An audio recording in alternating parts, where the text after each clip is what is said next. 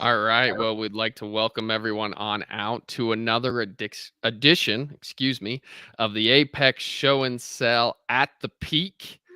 This is the series where we invite our Supreme Champion and Reserve Supreme Champion consigners from last year out to just discuss their programs and the exciting things they've got going.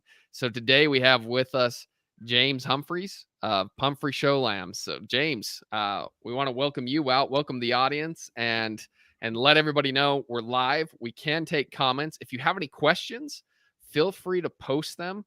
And James and I are going to do our best to give you some good answers that maybe entertain you and also educate you as well. So, James, how are you? I'm great, Riker. It's good to see you. Good, good. How's the weather up there, man? It's beautiful today in the 70s, bright, sunshiny day. So hopefully the grass Sweet. starts growing. Yeah, hopefully. I don't know if it's up in Washington as dry as it is down here in Utah, but we need some moisture pretty desperately, or the grass won't grow at all. Yeah. But Yep. well, sweet man. Let's just dive right into our content for the day. We're gonna start with kind of the story of the operation and kind of your history in the show lamb business as well, James. So why don't you tell Sure. us? Well, the Pumphrey Show Lambs with Curtis and his family, they for a long time were registered Suffolk folks, and then they've switched over to the club end of it, or clubby end. They still have a handful of the Suffolks that they play with and are keeping that kind of legacy going for themselves. On my own personal end, I've kind of been involved in the club end of it since I was about 5 years old, and the years have gone by rather rapidly. So I've been at it for about 40 years. Um, and my dad was an FFA advisor, an ag teacher, and I got into it early and uh, just it's kind of like anything else. If you stay with something long enough, eventually you're bound to be at least okay at it. And I feel like we're okay at it. So Yeah, we where did you grow up again, James?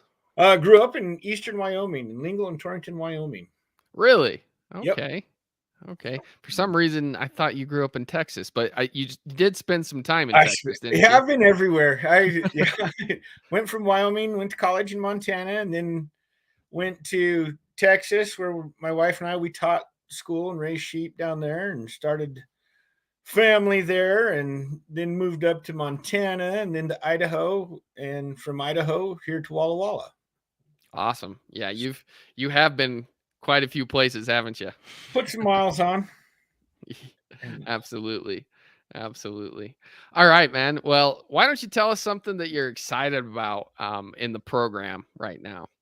I've been real excited, and where we're at here in Walla Walla, you kind of got to be going there to get there. Kind of just tucked away here in the corner of Washington, but we've been Curtis ended up buying home cooking when we sold him at SRV, and when I was looking for a spot, had some opportunities here anyway. Long story short, I brought Gronk with me, and so we've just kind of been sitting, and we bred the daylights out of home cooking and Gronk, and we've crossed everything back over between those two rams, and we've been ecstatic about the type of sheep we're making out of those two, and just kind of been up here tucked away doing some mad science experiments using those two bucks.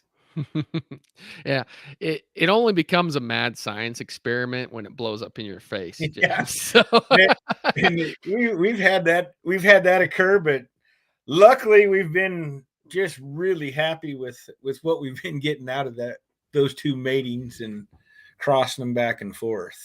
well, good, good. It sounds like they're successful science experiments so far. Maybe out on the edge, but not quite mad scientist level yet. Yes. All right.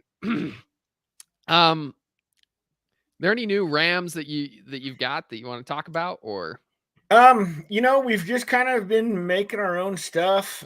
We have a home cooking ram that we use. He'll be a yearling this year, but he's kind of unique. He's got 4 shots of home cooking on the dam side, and then out of home cooking. We call that sheep Gordon Ramsay.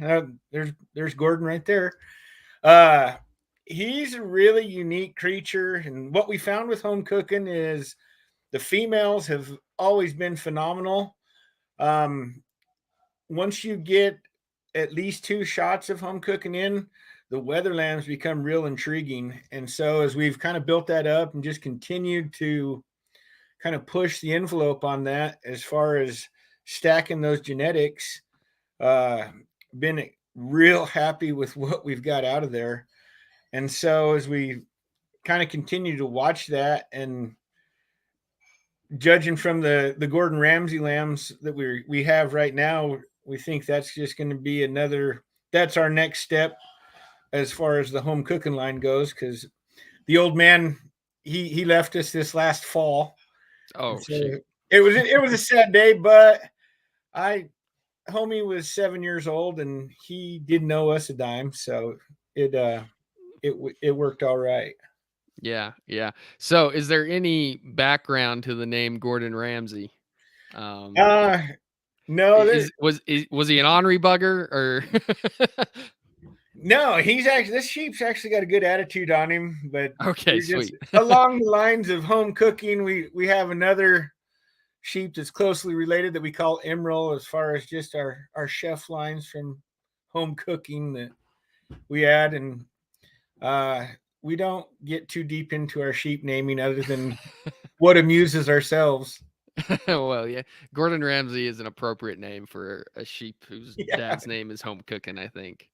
we felt So like it was a good one. that's awesome. That's awesome.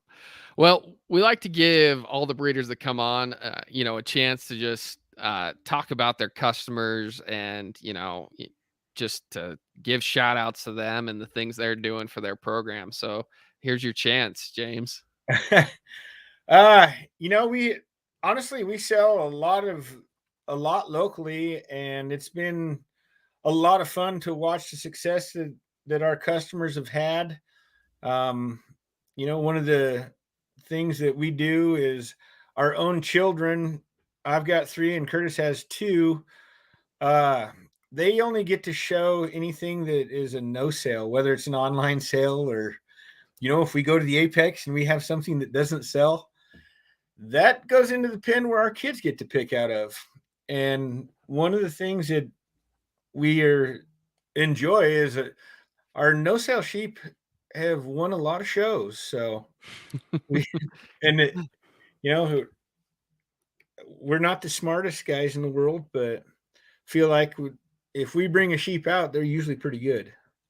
Yeah, absolutely, and I can attest to that. I mean, you've been raising some good ones for a long time, and I'm super excited to see the set that you've got coming out to the Apex. It'll be good. Yeah, So. and as I mentioned to you earlier, I will be real glad when I finally make my mind up on it. But I'm excited about that set because I think I'm going to try and bring you 5 weathers and 5 ewe lambs, and I've had a heck of a time deciding what my 5 are going to be, and so that's a good problem to have, and hopefully I don't outsmart myself. Yeah, absolutely. Well, are there any that you're pretty set on that you can tell us about? Give us a little sneak peek. They're all going to be real similar. Again, like I said, we stopped doing AI. We haven't done any flushes. We're between Curtis and myself, we're both busy enough that we just didn't have the time to commit to that. So we've natural bred everything. And again, using basically home cooking and gronk, that we've just crossed them up. And so they're real similar, but we got all the bells and whistles as far as the bone, the shag. I think we've added just kind of through the females we've kept around. Really like how they're up fronted and tall shouldered type sheep, run uphill. And my favorite part about them is there's just tons of of rack and rump on those creatures, and they still have a lot of look to them. So it I think is a situation where they're real functional, and it doesn't matter where you're at in the United States, those sheep are going to be tough to get around. Yeah, absolutely. Good functional type, and I think that'll speak well to those coming to the Apex, looking for both weathers and ewe lambs. They seem to be. We've got good buyers that know what they're looking for, and you bring the goods. So, Yep, it's man, that sounds like I'm talking about drugs. I promise I'm not. Kidding. All right. Well, hey, do you have some time to answer a bunch of questions for us? sure. Absolutely. Okay. What's your favorite lamb that you've ever raised? Ooh, It's a hard it, question, I know, but it is a hard one, but I'm probably going to go back to home cooking. And he was a sheep that made when we were at SRV, but the moment he hit the ground, you kind of stepped back and looked and watched that sheep, and as he's grown and matured, you just knew that that guy was going to be kind of something special. And then as I just being around him, the sheep kind of had a great personality, and as and that kind of in a unique situation for me where I was around that sheep pretty much every day of his life, minus a couple months, and so it's kind of like an old dog for me that you pets kind of come and go, but homie was one of those that was always around, and uh is sure, he's really the foundation of the Pumphrey Farms sheep program, and the biggest piece of what all of our breeding is. So yeah. he would be the one, I think, that So sticks out the pretty most. good natured sheep. Did he ever take a swipe at you when you weren't looking? The guy never had a bad day. Really? Ah, Yeah, that's awesome. like any buck, we always are kind of aware, but the old boy just you give him a little bit of a scratch right on his neck, and he was good to go. And like I said, he was kind of like a dog. Yeah. So Yeah, that's awesome. That's awesome. All right. What's your most memorable livestock show that you've been to? uh for me, it's in living down in Texas, going to the San Antonio Sheep Show down there is just one. If you have not got to go to a Texas major show, I highly recommend that you do it and you just go watch, because for people that haven't been to them, just the size and magnitude is amazing. The quality of livestock there is just off the charts, and so I know the first time I was there, I was just like, oh wow, and we were down there long enough that I was lucky enough to make quite a few of them, and it just never ceased to amaze me how many good just critters and showmen and families there are out there. And at one of those Texas majors, well, you get to see a lot of it. And so and for me, it was the San Antonio because it was right there in my backyard. Houston's every bit, I would say, equally amazing, but San Antonio is my favorite. Okay. Okay. Yeah, I think a lot of us in the Western US that maybe haven't experienced that yet would have our minds absolutely blown by the size and magnitude of those shows down in the Texas majors. Oh yeah, and the first time I went to it, as I was watching the guy sort through the sheep, I thought, my God, it might take me 5 days to try and get two or three of these classes sorted. I can't believe how quick he's working through them, and it really is impressive. Yeah. Yeah, absolutely. All right. Another question. All right, hobbies outside of raising sheep. My hobby is family raising, and I've got three Yeah. boys, and one is graduating. One will be a senior, and one will be in eighth grade next year. But we do a lot of sports, with football and wrestling being our two most prominent sports. but then we do track and baseball, and along with that, there's always seems to be morning workouts of some sort. And Got to. so, You got to these days. It's like the sheep stuff. If you're not working them every day, right, you're falling behind. yep, and I know there's a lot of early days and late nights at our house. Yeah, absolutely. So tell me a little bit more. What size of high school you guys at? We were a 4A, now we're a 3A, which we have about 1,400 kids in this high school Okay. that are here, and so it's it's fairly competitive. It's kind of a unique scenario. We're in our conference. We're with the Tri Cities in Kennewick, Richland area, and so we actually compete against 4A schools. I know Chiawana is a ginormous high school, um, but we compete against them, and so it's been real unique as far as getting to really compete against some big, really talented schools, and I think that helps the children a lot. Yeah, yeah. So what positions do your boys play in football? That I know a little bit about football and baseball. I mean, wrestling, so I can talk to you about that. Now, my oldest is a running back and linebacker, and he's actually going to end up going to Western Montana to play football as a running back. Awesome. And then my middle one, Drew, is a receiver and a defensive back. And my youngest is a linebacker and fullback.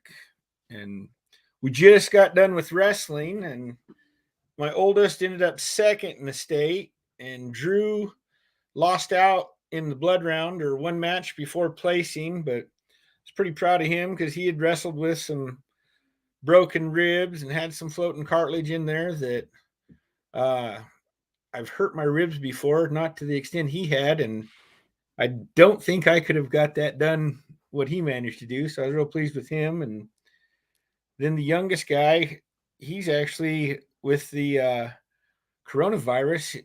This is the first year he's been able to compete in like 2 years. So it was good Oh, to get dang. him back out.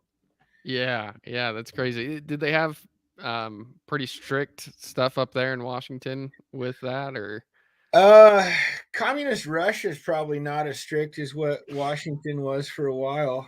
On Woo! Ah, that's great stuff.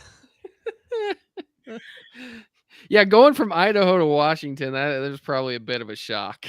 I've never been the luckiest guy in the world, so when that first set in, I thought, it won't be any big deal, and we were right at about 2 years of pretty much being shut down and not a lot of activity. So That's unfortunate. it Yeah, was you had to not. get to the apex to have a good time, huh? Yes, got to get through the borders.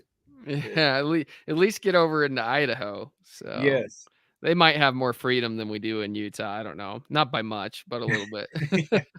I been to Idaho and Montana, and it was like two different worlds after being in Washington and Oregon and watching all of our restrictions and whatnot.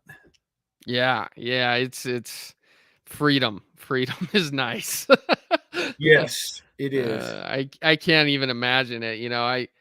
I've spent the last 2 years acting like nothing has ever happened except when required, But it's kind of funny how different parts of the world can just see the same problem and approach it so differently. Yeah, that is true. Well, that's awesome that he's going to Montana to play some football. Which school is that again?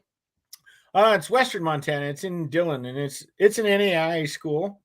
Okay. But I'm looking forward to watching him this fall there. So Yeah, that'll be fun. That'll be way fun. yes, I miss football. But all right, let's dive into this. What's a day in the life for you, James? What does it look like raising sheep and working and chasing kids? my days usually start between 5 and 5:30, and I try to get in a little exercise of my own early, get my cup of coffee. Um, I don't live at the farm, so I'll go out and double check everything, and I start some feeding and try and get a little bit of the chores done, and I come back home and make sure the boys are up and moving, and try to eat breakfast with the kids and my wife in the morning. And from there, uh, they usually take off. I give my youngest son a ride to school, and then I go back out to the farm and get working on all of that stuff out there and see how much I can get accomplished. Uh, and I also was or coach football and wrestling, and so when we're in season, I have an alarm at 2:05 p.m. and when that goes off, I know I have to fly home and get cleaned up so I can go to practice. Uh, Once we get done with practice, then it's back out to the barn and try and get everything done and in order, and then hopefully get home at a reasonable time to eat dinner with the family again. And I usually don't have too much trouble trying to go to sleep. Uh, I believe it. try it. It just depends on if I'm binge watching any TV shows on Netflix or uh, Yellowstone has been one that I found myself binge watching Yellowstone a lot. So There you that go. cuts into my sleep time. Yeah, darn Netflix. It does eat into all of our health, I think, a little bit. Yes. So you're coaching too. Are you a positions coach or I did actually in football. I was linebackers coach and O line coach. That I had not coached O line before, but I really enjoyed that. And then in wrestling, I usually work with our upper weight kids, and um, I've coached pretty much throughout my adult life. But it was a scenario where, as you watch your kids grow up, and I realized if I wanted to spend a lot of time with them, I probably should be trying to coach. And so it's a delicate balance of being a dad and a coach, but it is a great way to get to spend some extra time with your kids. And yeah. they may tell a different story, but I've enjoyed it. Uh, they may, but I bet they're gonna look back and they're gonna be glad that it happened. So Eventually, I think. Eventually. yeah, yeah, that's awesome. All right.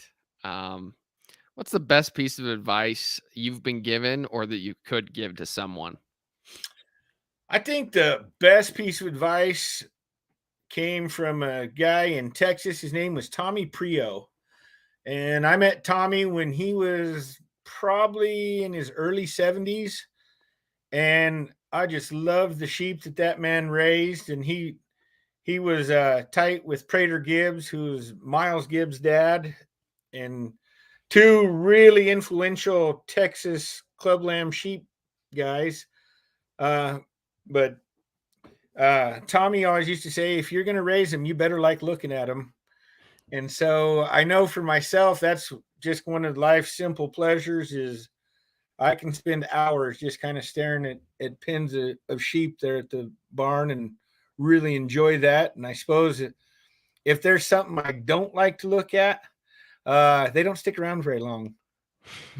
And, and my own advice for producers is I'm not a fan of chasing trends. And I think that goes back to raise what you like, as far as there's a lot of stuff that I can admire parts and pieces of them, but I've never really been a trend chaser. And I know for my own self, uh, the bone and shag, I was kind of slow to the party on that, just because I was worried about, am I going to be able to lamb these things out if I got the bone and shag on them, that they're to make them trendy enough. And so that was something that took a little bit, but I kind of feel like we've got it without sacrificing still the motherability and uh, lambing. We don't have lambing issues, and so I feel like we got to where we wanted to go without really having a lot of the problems that can be associated with that. That's awesome. That's awesome. That is great advice to stick to your guns. I mean, we've heard that from a few breeders. Make a plan and then stick to the plan and trust your plan. Yep. And I think that's pretty critical for those of us who are raising these things. So, Absolutely. all right. Name someone who's helped you get to where you are. Ooh. I would have to say my wife probably. She's been supportive through good times, bad times, and you know, a lot of times she might roll her eyes at me and shake her head, but when the push comes to shove, she's probably always my biggest fan and voice of reason and supporter. So I would definitely say my wife would be number one on that list. Um, when it comes to the sheep world, there's just one of the things I really appreciate about it. There's just a lot of good people in the livestock industry as a whole, and I don't know that there's a lot of folks out there. If you needed help or wanted help, I think basically, excuse me, all you'd have to do is ask, because they're just such a good set of people out there that they'd be willing to step up and help you do anything you needed. Yeah, yeah, absolutely. It is the salt of the earth. That's who these these folks are that are in this industry. Um, so is your wife, is she the kind, does she join you in the barn every now and then to help out, or No, and nope? she will if need be, and she's capable. She does an outstanding job of doing chores on occasion, but I've been real careful just to not push that button too often. And so when I do ask her for help, she does step up and does a great job of it. But that's been something where I've only ask when I really need it, and she's done a nice job. That's awesome. That's awesome. All right, man. Well, that kind of brings us to our last question here. Um, what's a goal you have as a breeder, something you'd like to accomplish?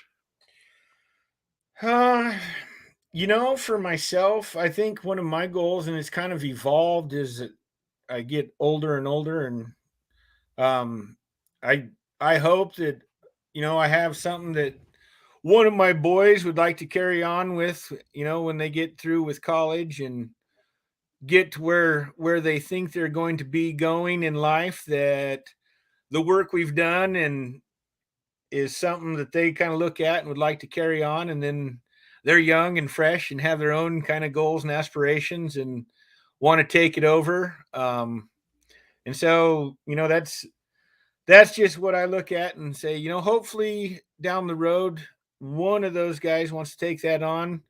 I know personally for myself, have managed to, it's more of a passion of just trying to raise a better sheep all the time. And with the internet, I can sit there and look all day long at sheep and say, well, man, that one sure looks good, I'd like that. But just trying to continue to make better ones all the time, I guess, is my own personal goal. But the big picture goal is hopefully 5, 6, 7 years down the road, one of my boys is kind of have the same bug that I caught young and wants to continue doing that and get after it at a real high level. That's awesome. Yeah, that's an awesome goal and a unique goal for a breeder. um, I think all of us like to pass on that legacy. Well, James, I appreciate it. Thanks for coming out and joining me today. You bet. We appreciate it, and we are looking forward to seeing you in Utah. I'm looking forward to having you guys out. So, want to just remind everybody of a couple things with the Apex. The Apex Show and Sell is April 8th and 9th in Spanish Fork, Utah, at the Spanish Fork Fairgrounds. Um, of course, we want everyone to come out, join us live, be there in person. But if that is not a possibility, guess what? Everything's online. You can watch the show at Show Barn Flicks, and you can bid at CCI Live, and the online sell catalog is going to be hosted at SC Online Sales. So if you can't join us, which we want you to join us, we're declaring COVID dead. I did it right now. It just happened. COVID is Trendsetter. dead. Come to Spanish Fork, join us in person, and have a good time and enjoy the atmosphere there. But if not, once again, everything is available online. And we'd love to have you out. And James, thanks so much for joining me. And I guess I just want to say good evening to you and good evening to everybody else. Likewise, and we appreciate it and looking forward to seeing you. Okay, we'll see you. Thanks, James. Thank you.